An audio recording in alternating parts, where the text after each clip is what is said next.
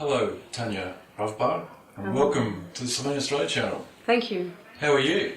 Good, thanks. Doing well.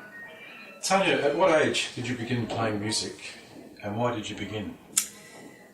I was about 7 years old when I started guitar, but that was in a class with about 15 other students, and it was a lot of, what's gone wrong with that little red wagon kind of stuff. And when I was 10 years old, my uncle actually, who was a taxi driver, picked up a flamenco guitarist. And it was through that meeting that I began a different style. So I started to have lessons with this flamenco guitarist. Because he didn't teach how to read music, my parents wanted me to learn how to read. He sent me to a friend of his who taught classical guitar. So I began more formal lessons at the age of 10. The reason I began, when I was about 6 and 7, whilst other girls were asking for dolls and the like for birthdays and Christmas, I always thought of the guitar maybe as a toy, but I always wanted a guitar. It's, not dolls. So why did you pick the guitar? No idea. I think it's because it was something that I saw around the place, really. I mean, I didn't really get to see many other instruments around. The guitar's always, whether it was on TV, I remember seeing it behind shop windows. It was ubiquitous, I guess is the word. It was everywhere. What memories do you have of your early years of playing music? I remember flipping the bed mattress over because I'd get frustrated if I couldn't achieve technical demand, which happened fairly frequently. And so, I'd get quite angry and flip the bed mattress from a young age. I remember having to play something in a competition and I just sliced my finger open on a can of drink.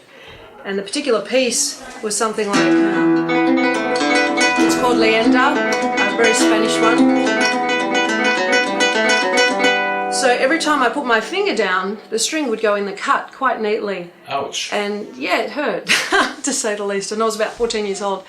But I thought, well, if ballet dancers can do it with injured feet, surely we can do it with cut fingers. So, soldiered on. Do you come from a musical family? No, not really. Although Mum loves singing. My uncle, who's my mother's brother, has a beautiful operatic voice. He was not given the opportunity to learn how to sing, but he's incredibly musical, and music means so much to him. To this day, whenever I see him, he sings. So even though he didn't have formal training, it very much was part of his being. Anybody else in your house is a musical background? No, I think my grandfather on my dad's side, I heard that he played some mandolin in his younger years, but unfortunately I only got to spend time with my grandparents, my Slovenian grandparents, when I was quite young. Then they went back to Italy, northern Italy, near the Slovenian border, and I only saw them once when I returned, and they passed away. So I didn't really get to investigate that more thoroughly. But he didn't do it in a professional manner. Obviously, it was something he did as a bit of a pastime.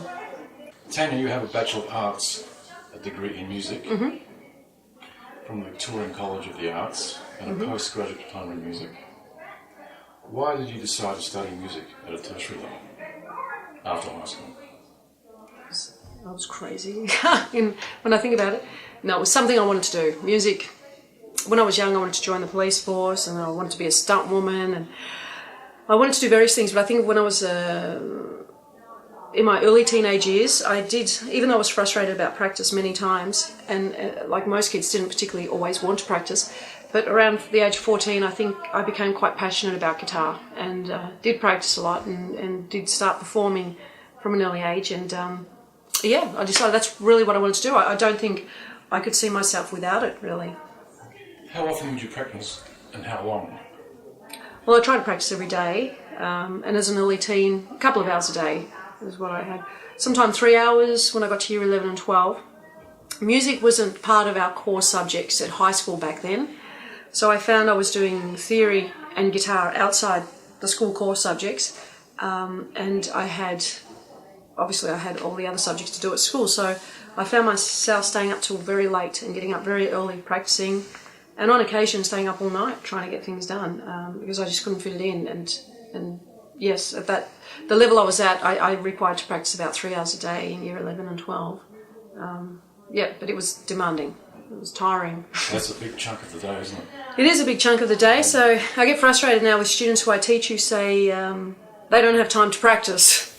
Yeah. And we're talking 15 minutes a day, so Yeah. it's frustrating.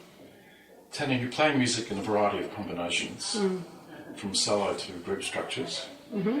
Do each of these structures enable you to perform different styles of music? Yes. And what types of genres do you perform?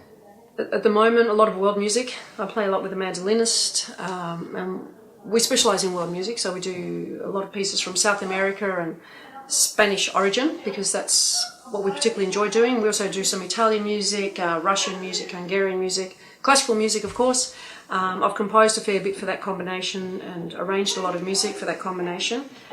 I play at the moment with another guitarist as a guitar duo. We also do world music. We do arrangements of some Mozart, fast Mozart music, and lots of Spanish type music again. And with that guitarist, we also perform with a band, so another bass guitarist and a drummer. And a lot of that kind of music has got a jazz influence as well. Jazz is not my forte, but it's, a lot of it might be Latin-based jazz music, pieces by Chick Corea and Aldo Meola. We do a lot of that as well. And in the past, and every now and then also, I perform with classical musicians. Australian composers are often commissioned to write new pieces by some musician friends of mine, and if it involves the guitar, they'll often call me. So we'll premiere works, or I'll help record some works by composers. And I was involved in an Andean band a while ago, which specialised in Andean music from South America. So I played the charango, which is a small, looks a bit like a guitar. It's not, it's quite small, and they strum very fast on it. And of course the band involved the panpipes, the Peruvian flutes, the bombo, which is the big bass drum, and the chachas, which traditionally they're made from llama claws. They still are, actually. Oh, We've right. got some here. Yeah. As a percussive instrument as well. Yeah. But unfortunately, because of the distance, we lived all around the place, and it was very hard to get together to increase our repertoire. We were together for about 5 years. Mm-hmm. Great fun, terrific fun. I played panpipes as well, I'm not actively involved with them anymore. Why do you like performing in a variety of styles of music? I think I like performing the pieces that I enjoy playing, so I enjoy playing a wide variety. Lots of world music, lots of Spanish music. I was in a modern Latin band for a while where we did dance-like pieces, and that was a lot of fun, a lot of fun. I haven't quite performed in a heavy metal band yet, but I think I'd love to screech like Suzi Quattro or do something like that. That would be a lot of fun. That's something that's yet to happen. Which groups have you performed in? The names of the groups? Yeah, what kind of groups have you performed in? And what do you do at present? Okay. In the past, it was a mandolin and guitar orchestra a long time ago. They were called Concordia Camerata, and I led the guitar section with them for a while. I performed extensively with another guitarist who went on to Germany, and we were called Duo Spiritoso back then. We did a lot of classical guitar pieces. I played at the International Guitar Festival back in the 80s. I played a fair bit with another flautist. We did a lot of weddings and gigs. What else? I've played a fair bit with other chamber musicians in chamber groups. Like I said, if certain compositions were written and they needed a guitarist, they'd call me. I've played in the Latin band that I mentioned, and we did a lot of fun dance things. They were more for evening parties. I have played as a soloist. I can't remember what else. There's been bits and pieces everywhere. But at present, mainly with a mandolinist and with another guitarist and with a band called Saliad Q. And we do a lot of jazz-influenced pieces. What attracted you to the Andean music? When I travelled to South America in 1997, 96 to 97, I went to, it's called a peña, which is like a cafe bar in Peru. And they had a band playing, and the music was so energetic and infectious. They had panpipes, guitar, they had the bombo, the usual Andean setup, and it was incredibly rhythmic. They'll have things like just the guitar strumming.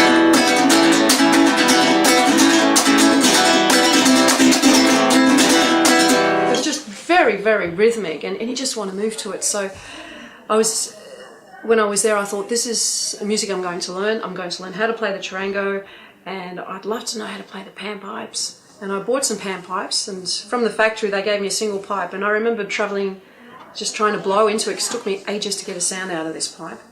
And when I came back, I did a couple of workshops and formed a band called Poesia Andina, Andean Poem, which comprised myself with the charango and guitar, although I had another guitarist, a couple of woodwind players on the Peruvian flute and the panpipes, and a percussionist. And yeah, we did quite a few gigs around Melbourne.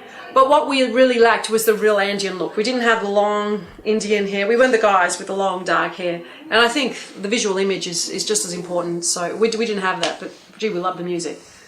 So you play the guitar, panpipes. Oh, not very well. But And what else do you play? the charango, I love playing. I don't play it so much anymore. How big is that instrument? It's quite small. It used to be made with an armadillo back. The Incans, when the Spaniards invaded the Andean region of South America and Peru, what's now Peru, they of course brought their guitar, and the Incan Indians wanted to imitate that. So they came up with what's now called the charango, and they used the armadillo back as the resonant chamber for the instrument, and it's shaped like a guitar but much smaller. And prior to the Spaniards coming, their music was based on woodwind, just woodwind sounds, some very basic percussion. But of course, with the Spaniards, they then incorporated harmony into their music with the use of the charango and later on the guitar, of course. What was the question? The instruments that you play. Oh, right. Yes. Well, I did a bit of piano when I learnt theory. Yep. And look, I would love to be able to play piano well, but I kept breaking my nails practicing various pieces, and I need the nails for guitar, so I had to decide, right, I just know the basics. I'm never going to be a pianist because I keep breaking my nails. Because I work as a music coordinator, director at a school, and because I take the bands, initially when I took them, I really didn't know anything about brass or orchestral woodwind instruments. So of course the beginners would ask me, I can't get a sound, I can't do this, I can't do that, and I didn't know anything about it. So I started to have lessons, some clarinet, tenor sax lessons, flute lessons, trumpet, but I'm very basic. I barely remember the basics, although probably the last one I took up was tuba, because I convinced the school to purchase one because we didn't have one. And I don't have any students that have taken it up yet, so I thought I'd better learn how to play it. I'll play it in a couple of the bands at school just to expose it to the students in the hope that they'll take it up. So yeah, tuba I've been playing for a little while, and I've been trying to play more consistently with it.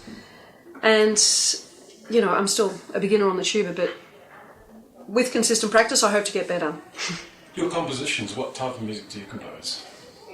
I did a lot of composing for the mandolin and guitar duo, Nougat, we called, to extend the repertoire and also to bring my love of energetic rhythms to the music, because the music that we had was either classical arrangements, or actually more classical arrangements than anything else. So I composed quite a few pieces for that combination, and I love rhythmic vitality, so a lot of what I'll compose is full of, I suppose, rhythmic energy, changing rhythms all the time. The mandolinist often complains because she has to work at these compositions, as do I. But some of it's quite reflective as well. Some of it's been influenced from my years in the police force, and other compositions I'd like to compose for concert band now that I direct it. I just haven't had the time to do that, but that's something else I'd like to do. But mainly mandolin and guitar. Have you released some CDs? Yes, there's a few CDs, 3 or 4 with Nougat, the mandolin and guitar duo, and a couple with Soledad Q, the band, jazz Latin band that I'm in. I'll be releasing a CD with the other guitarist, the duo. I've done a solo CD, and I've performed on some CDs where we played some Australian contemporary music. And I think that's it. Can you tell me something about your masterclass with John Williams? Yeah, gee, that was a while ago. I played then a piece I haven't played in so many years. It's actually an arrangement of a piece from a Mozart opera, The Magic Flute. I do remember him saying, "Wow, it was hard to keep up with your fingers." And I thought, "Oh gosh, that's fantastic." I thought, well, that's either good or bad. Maybe I'm playing it too fast. I remember that's something that stands out in my mind, and I think there were just a couple of other things about some rhythmic structures, and I don't recall too much about what he might have said to the others, to be honest. I do recollect he doesn't like a particular guitarist composer called Torina. I remember him saying that to someone who presented a Torina piece, but it was a while ago. They're the main recollections I have. Unfortunately, it's probably my memory that fades. In 1990, you achieved a major accomplishment by winning the classical guitar competition. Mm-hmm. What did it feel like to win something as prestigious as that? Oh, it was great. It was fantastic. I was very excited, and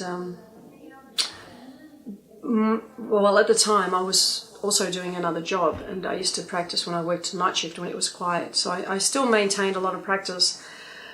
But because my direction veered, I didn't spend as much time practicing after I won that competition. I was focusing on a new job, and the guitarists who came runners-up, and there was a runner-up and a second place and a third place. They're all actually quite well-known classical guitarists now, based overseas, travel. So I often think, maybe, I wonder, had I continued and not veered off course, where I could have been, maybe. But that's okay. Life's an experience, and I just experienced something totally different. But that was certainly an exciting moment in my life, yes. In the following year, you were a finalist in the International Guitar Competition. Mm-hmm. That must have been a fantastic experience. Yes, as well. yes. One of the finalists, yes. That was. I wasn't altogether happy with one of my more final performances. I wasn't happy with it. But at the same time, I think the next day I had a masterclass with someone else called Stepan Rak, and it was quite a difficult piece. I felt a little bit more relaxed, and I pulled that piece off, but unfortunately it wasn't the same way I pulled it off in the finals of the competition. But yeah, that too was quite exciting. At what type of places and music festivals have you performed? I've performed in the International Festival, which is held in Canberra each year. In fact, they've had one recently. I performed there a few years ago with a mandolinist. This year and last year I performed at the Grampians Jazz Festival with the band Soliad Q, in Verloc Jazz Festival. There was another festival last year, and I can't remember the name, with the band Soliad Q. But they're the ones that come to mind. Oh, Mount Beauty Festival with the mandolinist, that was a couple of years ago. So a lot of, depending on what types of, some of them will focus on jazz, some of them will focus on world music, some of them might focus on classical, some of them focus on Celtic. I attend the Celtic Festival because I love it, but I'm not involved in a Celtic band, so I haven't actually performed there. But yeah, if it's World Music Festival, we've performed at a couple of those with Nougat, with the mandolinist. Tania, you've also done some musical conducting. Mm-hmm. In what capacity have you done that? Oh, nothing too extensive. I think it's contained really to what I do at school. So I conduct a couple of the bands at school, and I'm working hard to help grow the band program at the school and to increase the music culture and awareness by the parents more than anything, really. If the parents aren't aware of it, well, the kids aren't encouraged to take it up either, and so I'm working hard to do that. But yeah, as a guitarist, often our conducting, if we're in an ensemble, if I'm playing, is with this. And often they'll say, Tania, you nod with some of the difficult contemporary pieces, which are rhythmically very challenging. But yeah, I haven't done conducting on a formal scale. You've also worked as a gym instructor, personal trainer, and at Victorian Police. Yeah. How have these influences influenced you in a musical sense? Certainly the Victorian Police Force really opened up my eyes to society, what goes on.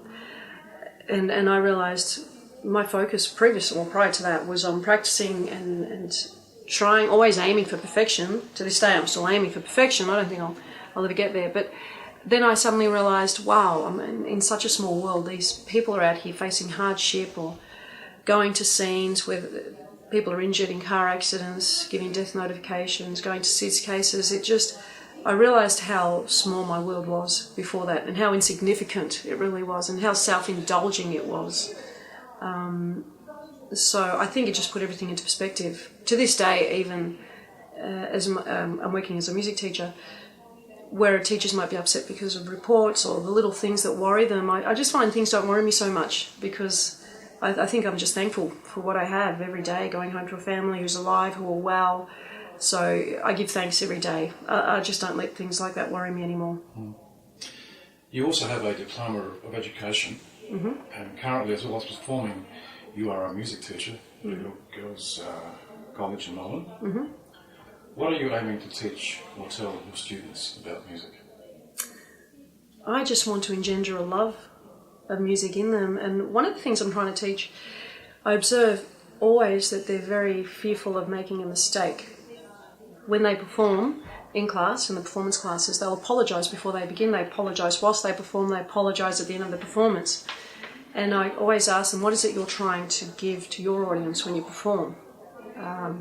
What I'm trying to instill in them is a love for what they're doing, and not a fear for making a mistake, but rather, I mean, if we wanted to play perfectly, we could just digitally record things constantly or have robots playing them in some form or capacity. But I think part of being human is to allow ourselves to make the odd mistake and not to take away our musical interpretation of what we're trying to play. If a person is moved in an audience, I think as a musician we've achieved that goal. Not if you can just play the piece without a mistake, but it may seem robotic. So I'm trying to teach that to the students as well. Don't worry about the mistakes. What you need to worry about is trying to move that person who's listening to you, trying to give them a piece of yourself. That's what's important. How do you like people to see you as a guitarist? How would you like to think that they see you? Gee, that's an interesting question. Probably as someone who's got something to express through the medium of music.